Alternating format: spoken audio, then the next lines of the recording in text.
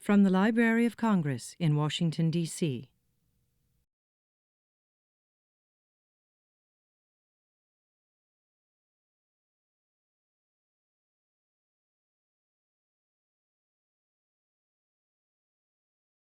Well, good afternoon. Welcome to the Library of Congress.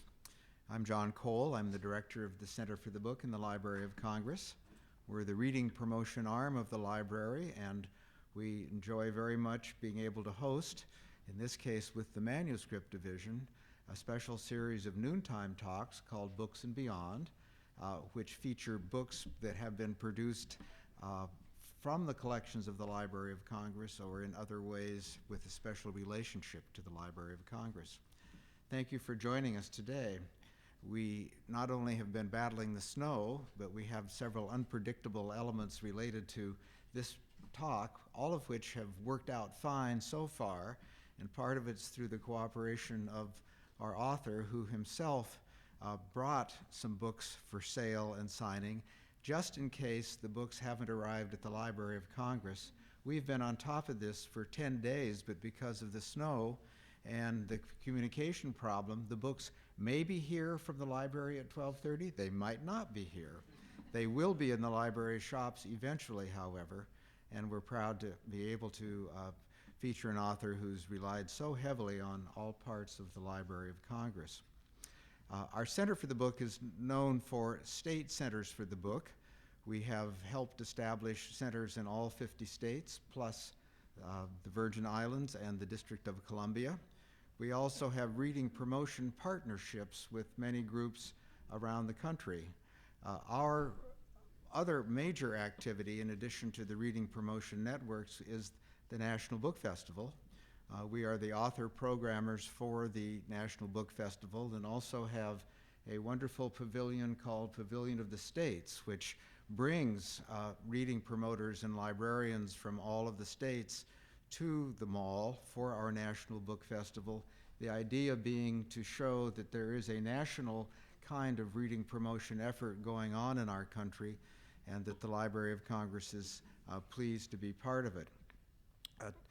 Our talk today will consist of both a presentation by our author, and I love to hold up the books before we get started to show that this is a book program for Books and Beyond.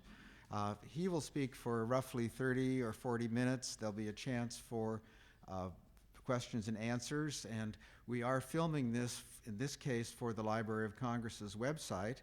And there will be a brief question and answer period, and if you decide to ask a question and participate, you've given us your permission to be part of our webcast, so thank you in advance.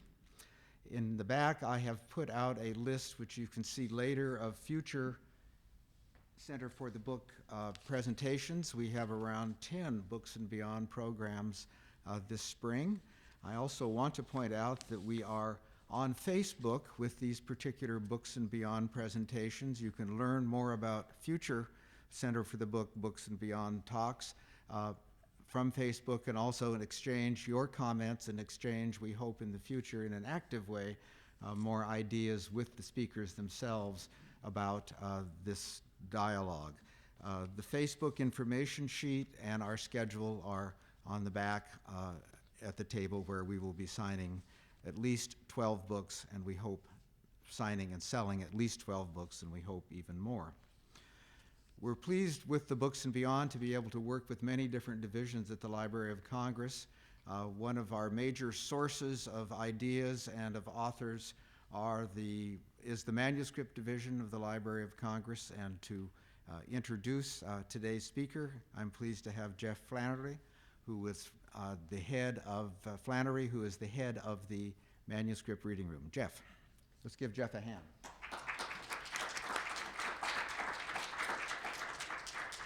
Thanks, John. I'll check. Okay, we may have a notice that the books have arrived. On behalf of the Manuscript Division, I want to welcome you to the Library of Congress. And I want to start by thanking John Cole, Ann Bonney, and the fine staff of the Center for the Book for their assistance in organizing this event. It is the Center for the Book staff who do much of the behind-the-scenes work for the Books and Beyond series and help make these programs a valuable part of the library's mission.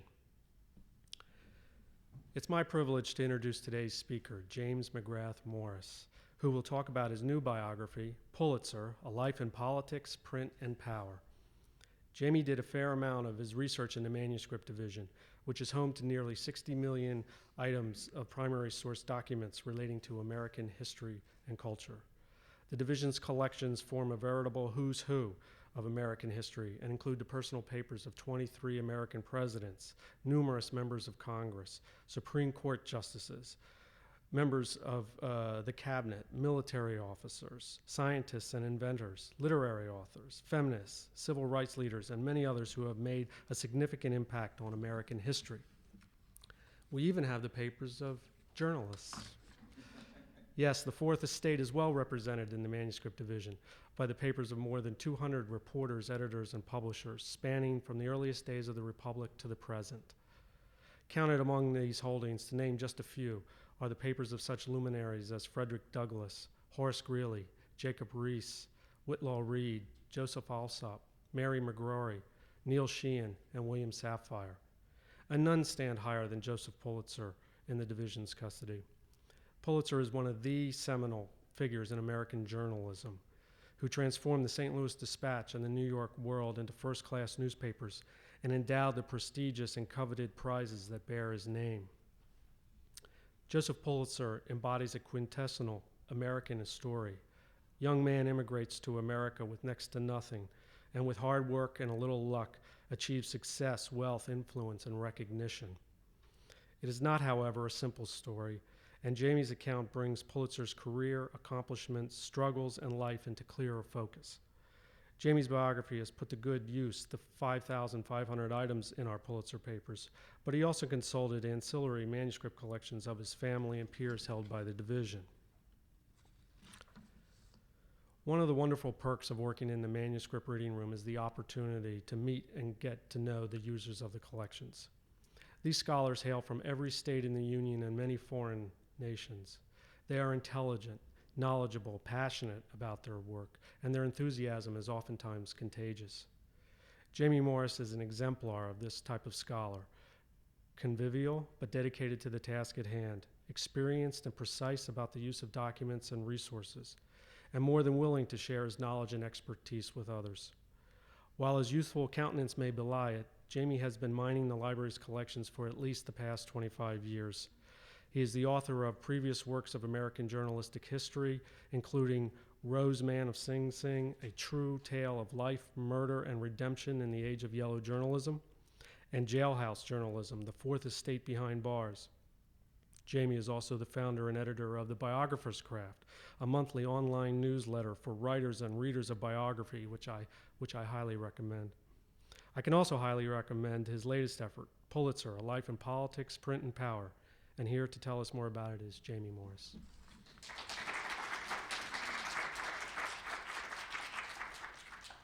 Thank you, Jeff. I'm going to do something a little different today.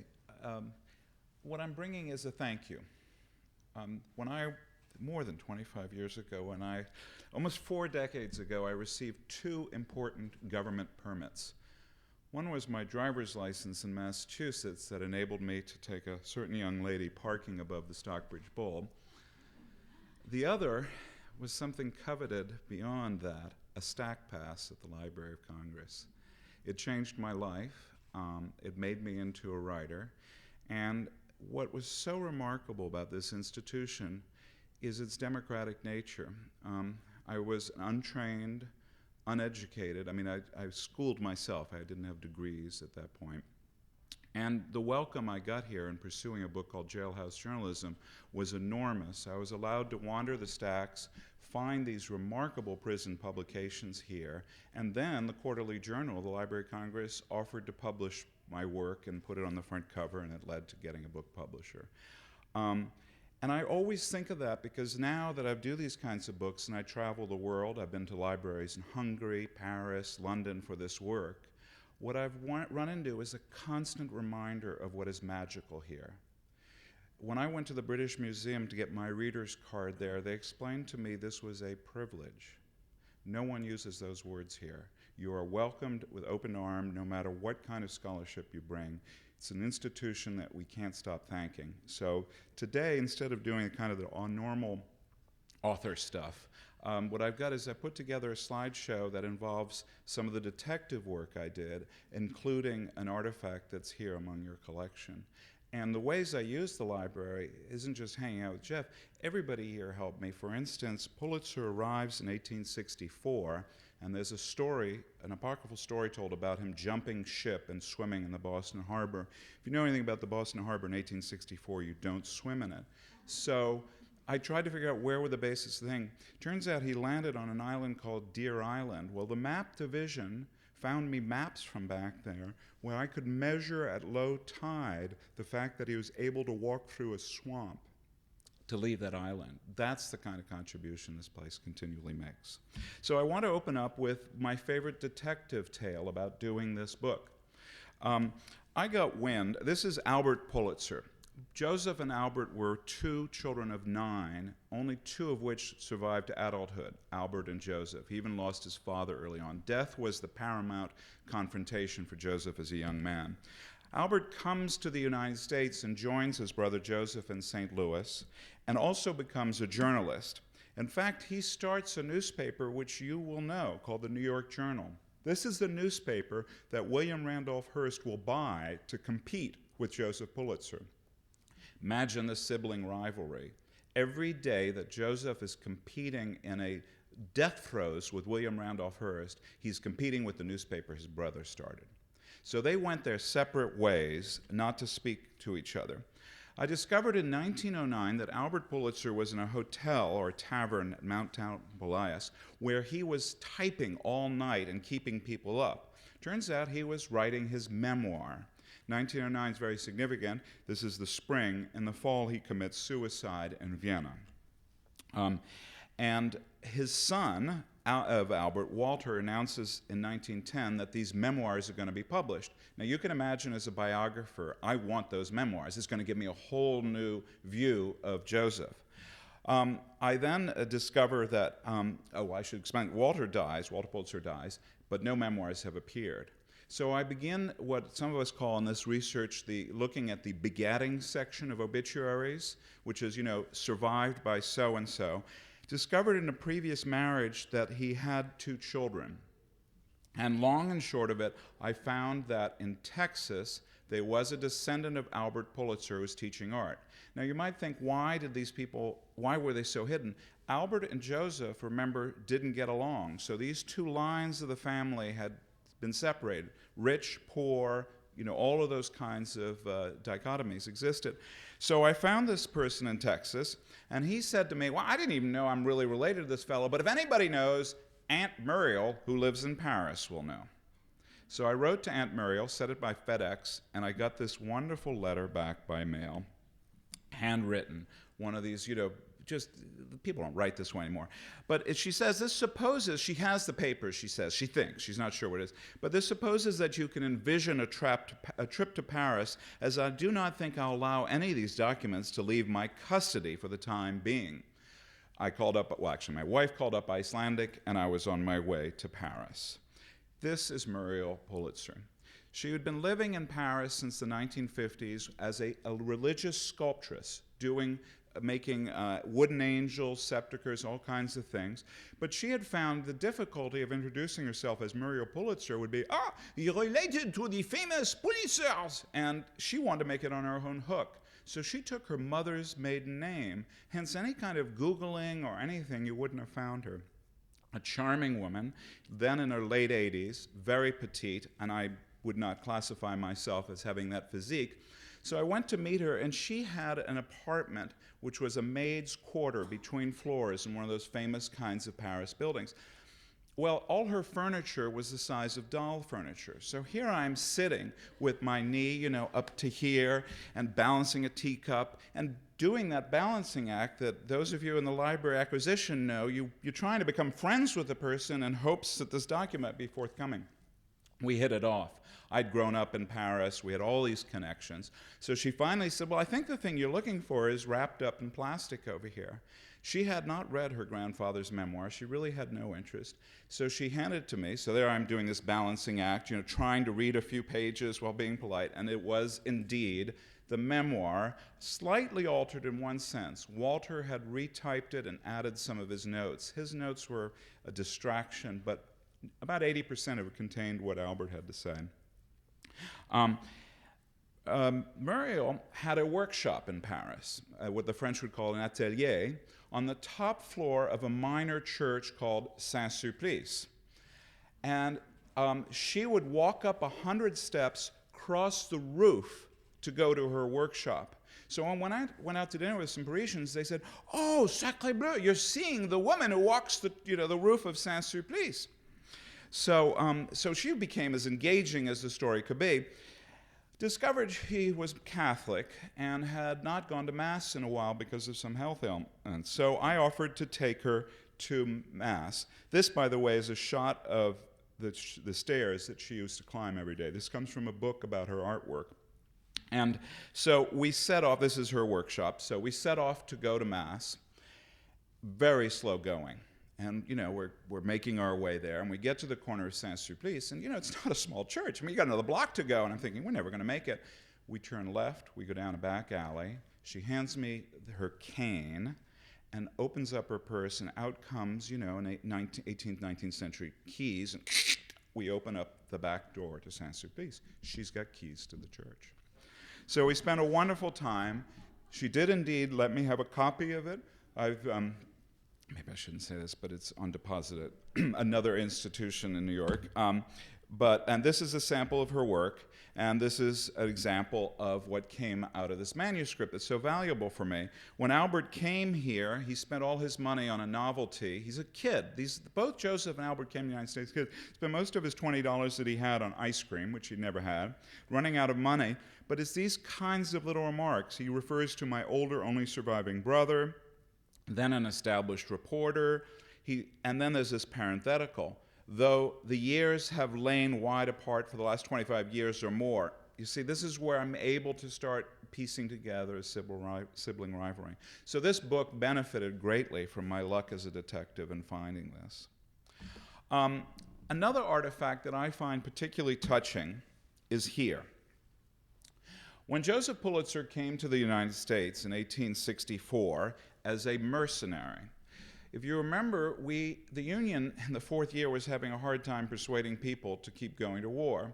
But there was a draft, and if you were wealthy, you could write a $300 check and get out of it. But nonetheless, the local communities had to bring in people, numbers. So in Boston, they hired somebody to go to Europe and recruit people, promising them money.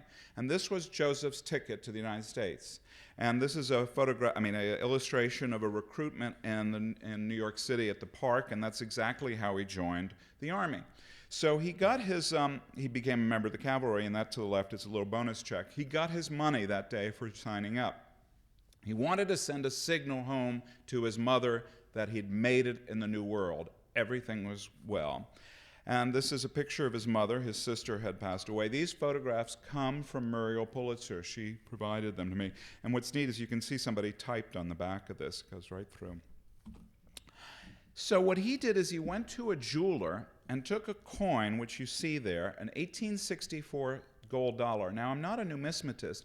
I had no idea the currency was that small, that was that valuable. You can imagine, how hard, that's why you read accounts of people sewing money into their clothes. That's weeks' worth of wages right there. Put a dime next to it. Well, this is here in your collection. Here's a close-up of it. What it is, it's a piece of jewelry that he had done by drilling a hole in the coin like this and attaching it to a ring. Hungarian women had these handkerchief rings. That's how they held their hanky, by having this little piece of jewelry. So he was both filling a Hungarian tradition that he understood, but sending a clear signal to his mother that he was alive and well. On the back, he had her initials engraved. So one day, I was using the microfilm collection in the manuscript room, of Joseph Pulitzer Jr. This is the second Pulitzer, whose papers are downstairs. And these letters are going by, and there's basically not even a photograph, it's like a photocopy of this little item. So of course I run up to Jeff and I say, would you mind just seeing what this thing is? And he brought it out, and it turns out you have it here. Well, why do you have it here?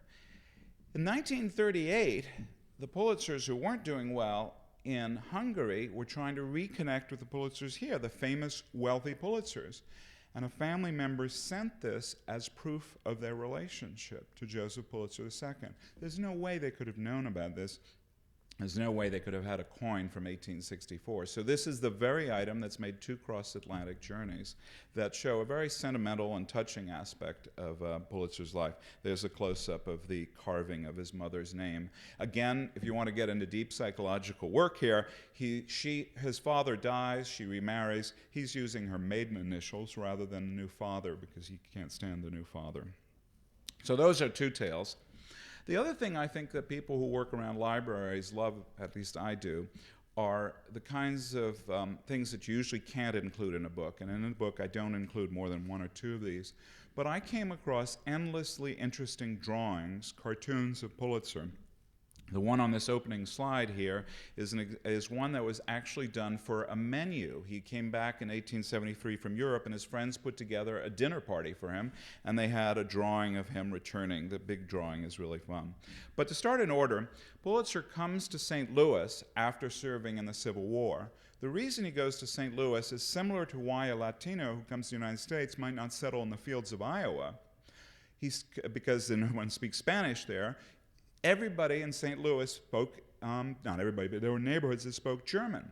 There were 7 daily papers published in German. There were restaurants in German. Everything was in German, and Carl Schurz was there, leading the Westlicher Post. By happenstance, Pulitzer ends up becoming a reporter on it, and he does something fun, which no one seems to do as much anymore, although I guess there's one TV guy who wants to do this. He remains a reporter and enters politics at the same time. There's wonderful coverage in the third person about this great candidate that he's writing, and what a great speaker he is, and all these things. But this cartoon shows him tied with the notion of reform and the newspaper. Which was very important. Politics and journalism were 2 sides of the same coin back then, and politicians who often saw newspapers as a means of instigating reform.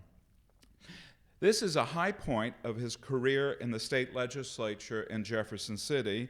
He did what I believe many people want to do today. I'm not prescribing it, I'm just mirroring the motions of American politics. He took a shot with a gun at a lobbyist. The case in point was there was a very corrupt lobbyist from St. Louis with whom he'd been exposing his malfeasance, what he'd been doing. In St. Louis, they were building a new insane asylum. They had to dig a well. The guy with the beard there, the heavier set one, his name is Augustine, had been in charge of digging the well. He got paid by foot. For some reason, he didn't strike water, and he dug the 2nd deepest well on the globe at that time. There was one in Belgium deeper. And Pulitzer named it the Well of Fools. Didn't go over well with him. So when Pulitzer got elected to the state assembly, he introduced bills to separate and redo the power of the county government, and otherwise undermine people like that. He gets into an altercation with him at the hotel in Jefferson City, and he calls him a pup. And any of you who know 19th century world, that is an invitation to a duel. Pulitzer goes back, gets his gun. Now here's this Civil War veteran who's unable to hit a guy the size of a barn, but he does wound him in his leg. Augustine runs forward, grabs the gun away from him, strikes Pulitzer with a brass knuckle. And this drawing is done by Kepler, Joseph Kepler, one of the more famous cartoonists next to Thomas Mass at the time. A couple of people have pointed out the fact that I seem to get in the story a lot. They believe there's some similarity between the man on the left and my physique and my beard with no mustache. But no, this is an authentic 19th century drawing. This is again another example of a Kepler drawing. Pulitzer loses office. He's being tumbled away by Grant. That's Carl Schurz. There are all these things that are out there. Kepler also had a great deal of fun of putting Pulitzer into the background of cartoons. Here he is. You'll see him on the left here. He's not the central figure. I think this is an allusion, although there's no food or just a little drink, but I think this is an allusion to a story Kepler knew. Before Pulitzer met with success, he was a waiter in a restaurant. He had a foul temper. And when he dropped a tray of food on the customer and the customer was upset, Pulitzer began to berate the customer. And it became a well-known tale among his friends. And I think that's part of the reason why Kepler did this drawing. This is an example of what sounds oxymoronic, except to people who know history. Pulitzer joined the liberal Republican movement, which was a movement of reform, and he goes to Cincinnati with shirts. I think I have a cartoon of that. Yeah, there's Shirts and Bill Grosvenor. Shirts is on the horse in the middle, and then the other two are Joseph and Bill. So they show up in endless kinds of cartoons. And then in 1878, when he buys the bankrupt paper on the steps of the courthouse in St. Louis, he's pictured in this cartoon. This is the beginning of Pulitzer's rise in journalism. And it's a very good example of what makes him such a significant figure.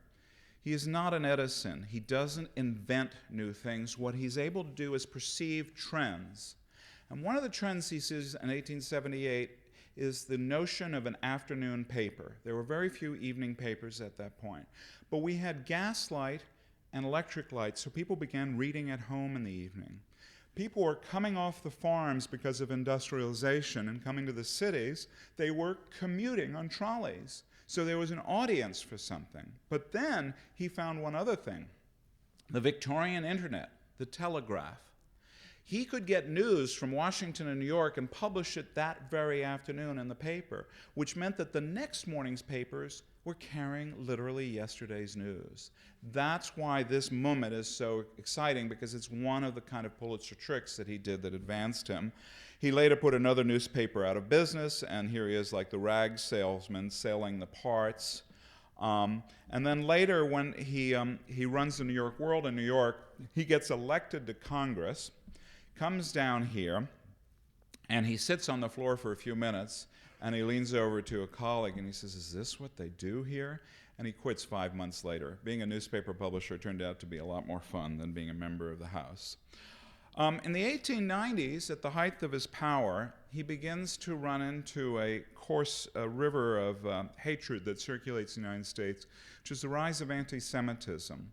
When he first gets to New York, there isn't this. I mean, there's anti-Semitism, but not to the extent that's triggered by the waves of immigration that occurs. Secondly, Pulitzer's magic in New York is that seeing the immigrants that are coming to New York, he does not perceive them as a threat. He sees them as his natural audience, and I'll tell you something about that, but I just wanted to show you this drawing to show you the kinds of things. In the news, this is one from Life magazine, and the copy that they write about him is scurrilous. Other publications respelled his name, so it would be Jucifer, like Lucifer and Jew combined, Joseph Jucifer, and those kinds of things. 1908, his paper has the temerity to accuse Roosevelt of having had some form of corruption in the Panama Canal. Roosevelt brings the might of the federal government down on him and tries to prosecute Pulitzer. Keep in mind, we're not talking about libel with a little fine. We're talking about putting the man in a federal prison. And this is the last fight of his life, and this is a cartoon showing the New York World building almost being swept away by that. And this is the frontispiece of my book, which is, I just think, a charming picture.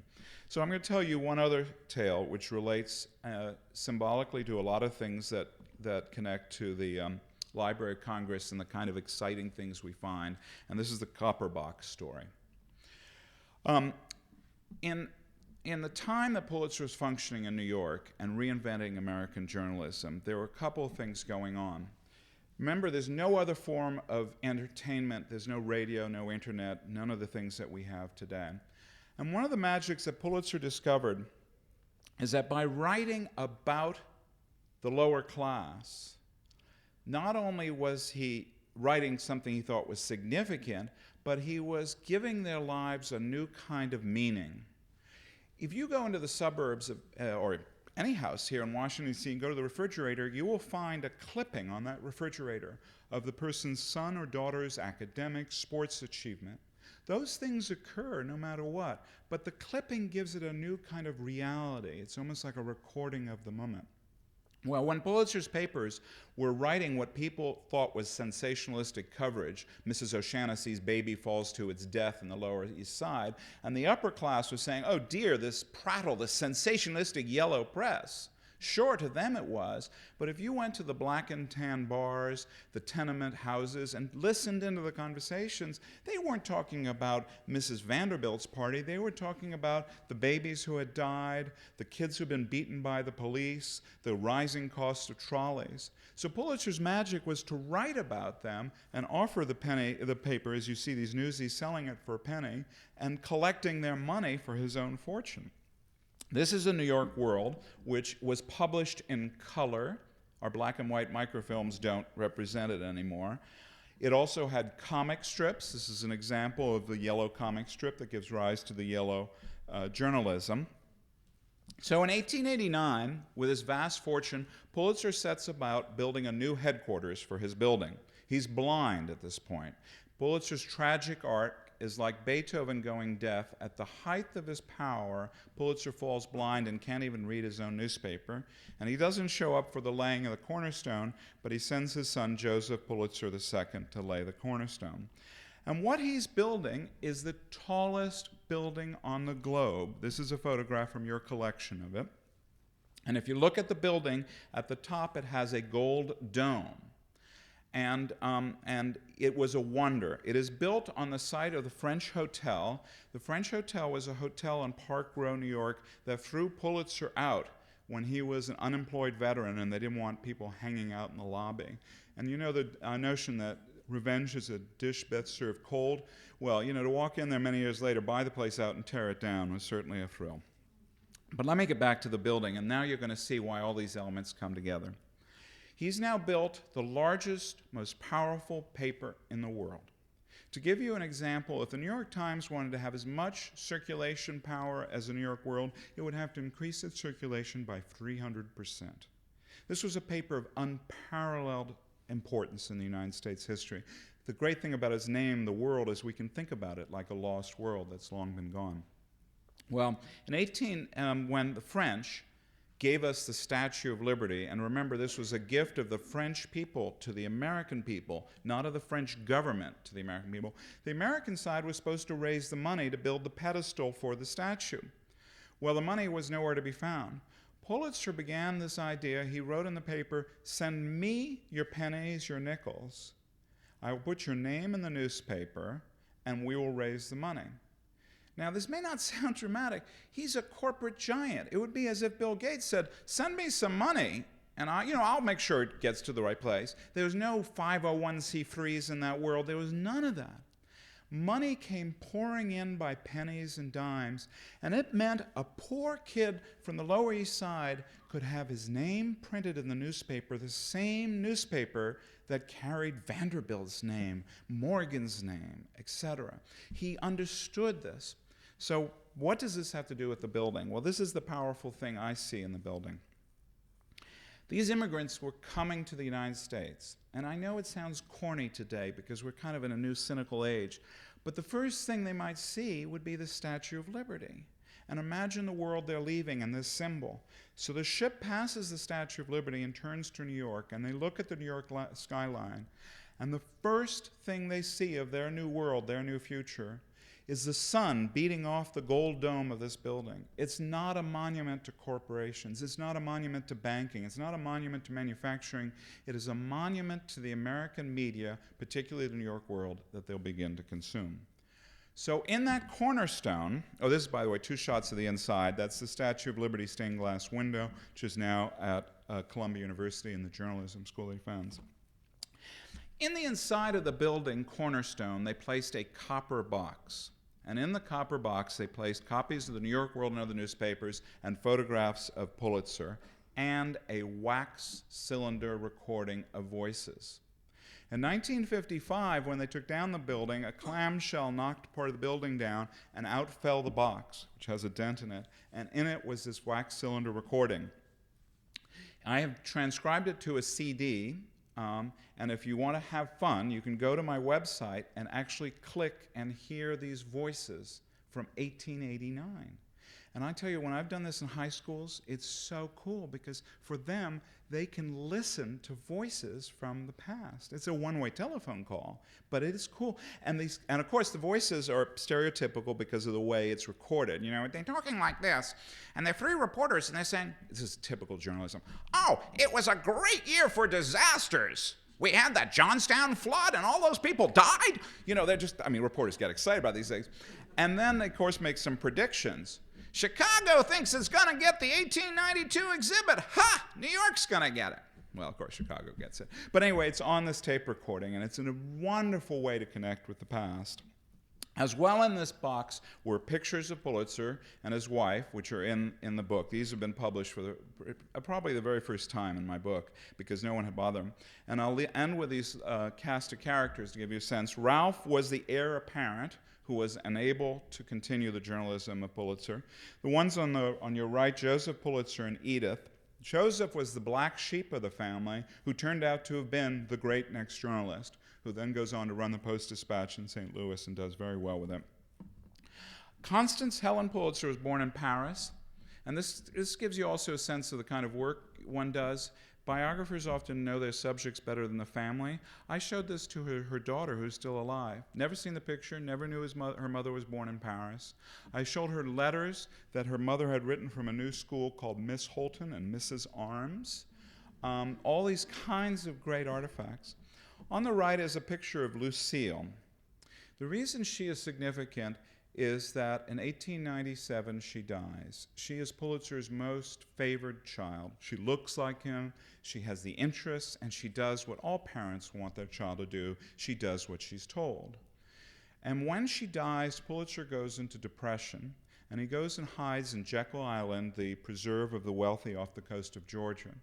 The reason this tale is so significant is that Pulitzer is always linked with William Randolph Hearst in 1898 in this vicious circulation war where both newspapers committed extraordinary excesses in journalism, fired up American tempers, and may have contributed to our entry into a war which ends up being significant history because it's the beginning of our colonialization period, or having colonies.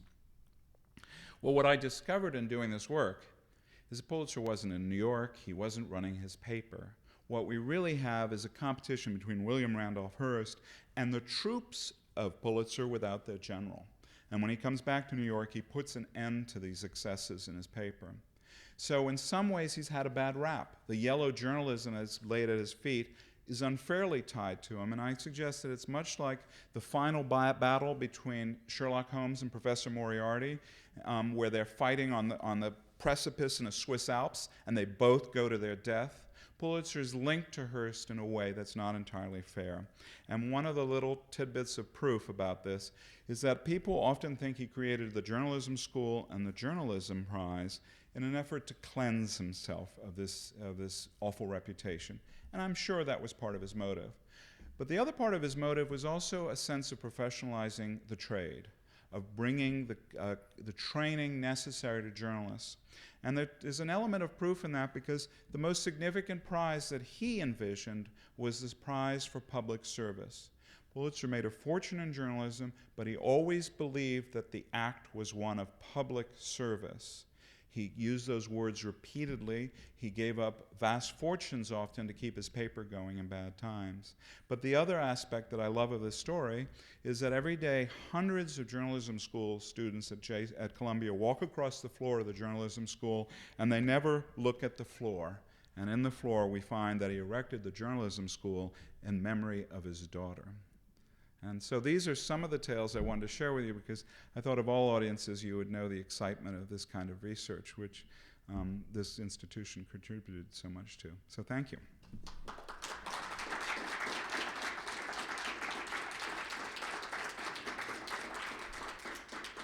I'll be glad to take any kinds of questions. If I look sometimes a little like this at you, because I had another problem as a biographer, which is over-identification with your subject. I think it's kind of amusing. My wife doesn't. When I finished the book, the very day I finished the book, I suffered detached retinas, which is what led to Pulitzer's blindness. I was operated on the next morning, and I still have vision.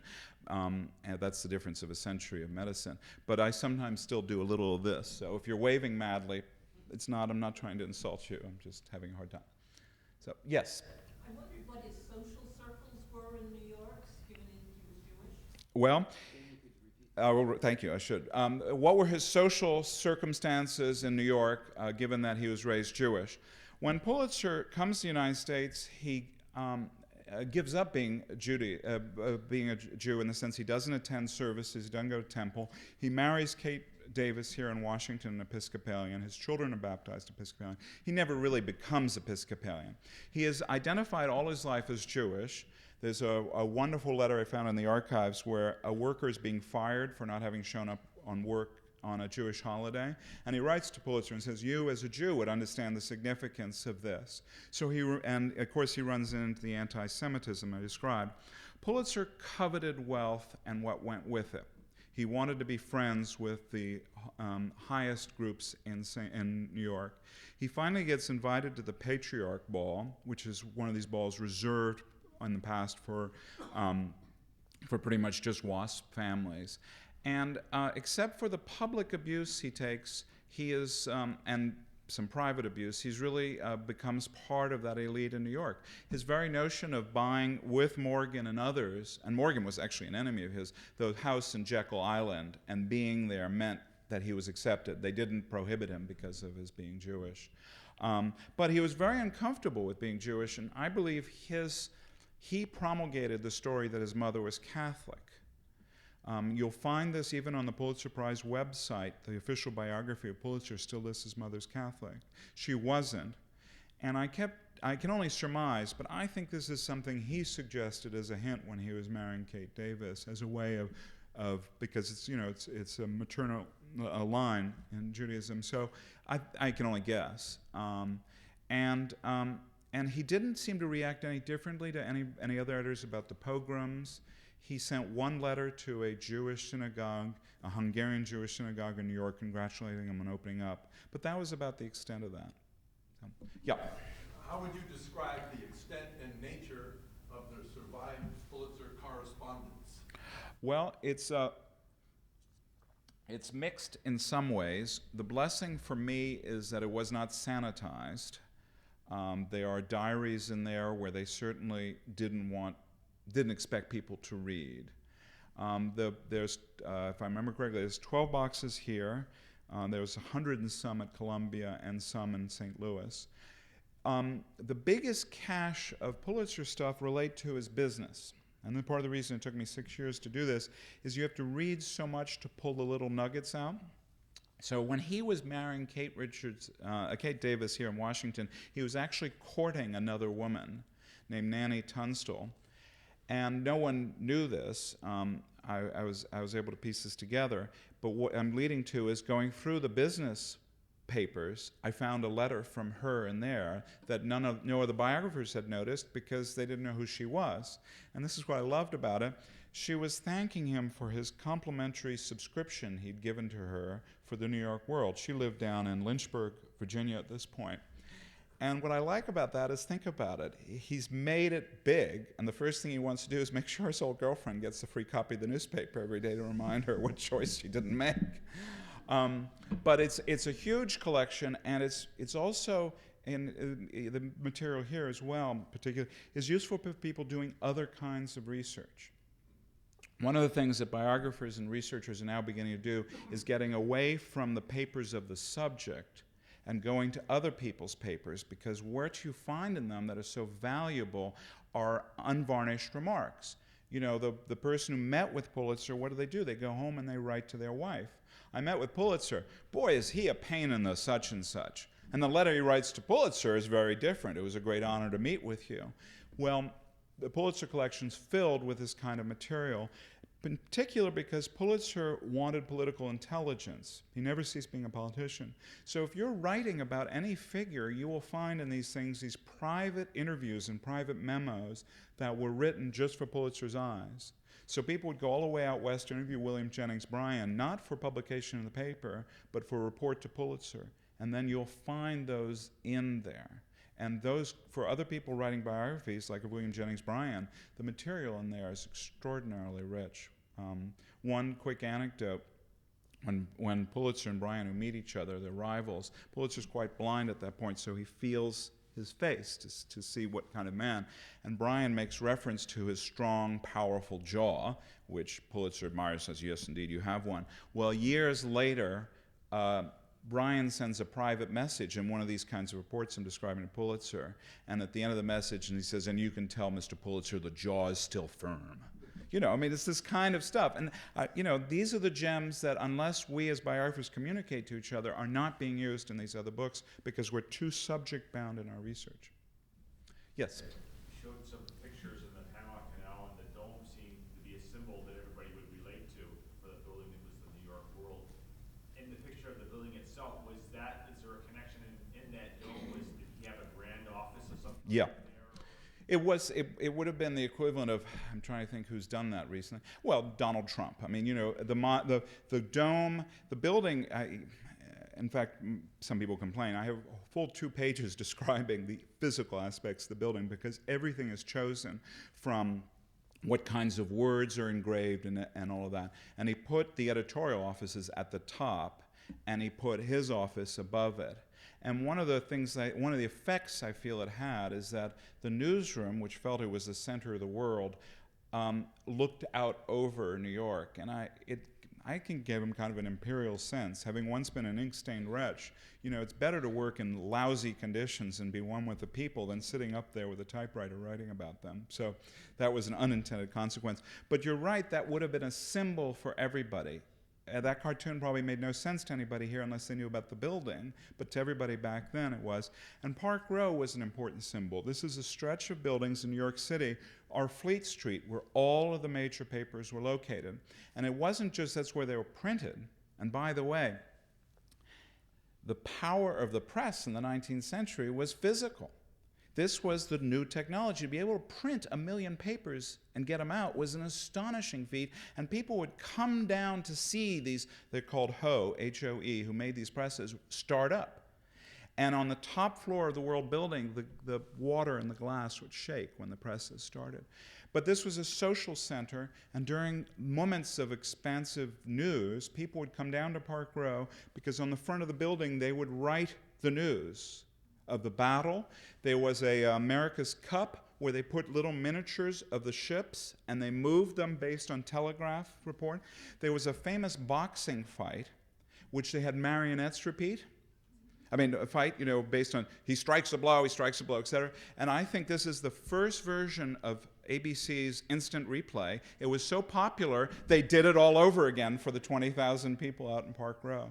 So you're right, it's just like a cartoon today may not make sense to another generation. That symbol was very powerful. Have probably time for another question, if there's one.